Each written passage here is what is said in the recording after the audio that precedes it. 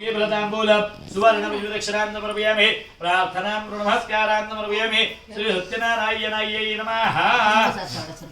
दुधू कपना तू सरळ बस।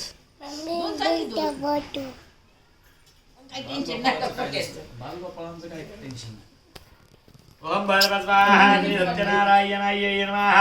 नारायणं नमस्तुत्य नरं चैव नरोत्तमं देवीं सरस्वतीं चैव ततो जयमुद्रयेत।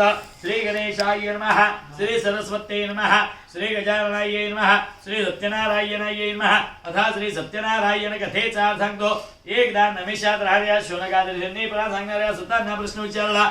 ऋषी विचारतात, हे मुनिवर, ह्या मनातील फले कोणत्या वरदानी अथवा कोणत्या तपस्येने त्याची कृपा करून मला सांगा। त्यावेळेस मुनी म्हणाले, भगवंतांना जे सांगितले आहे ते तुम्हाला मी सांगतो, शांतचित्ताने का। एकदा नारायण जत्तलोकात फिरत असताना मनुष्यलोकात आले आणि मनुष्यलोकात येऊन आपण गेल्या पापकर्मांमध्ये जन्म घेऊन विविध प्रकारची दुःखे भोगत आहेत हे पाहणार नाही। वैकुंठात गेले, त्या वैकुंठाच्या राजशंकराच्या सर्वात राहिलेल्या पाया प्रणाली बनमाला घातलेल्या दुष्मंताला पावसुती करण्याचा जन्म गेला। त्याच वेळी भगवंताने यथा सांगत होते, भगवंत म्हणाले, हे नारदा, तुम्ही लोककल्याणाचा जो प्रश्न घेऊन आला तो फार सुंदर आहे, मी त्याचे समर्पक उत्तर देईन। सत्यनारायण नावाचा विष्णू विचारणातील फल देणार आहे, सर्व कार्यात विजय करणार हे व्रत केल्याचा मनुष्य सर्व दुःखातून मुक्त होतो। हे ऐकल्यानंतर भक्ती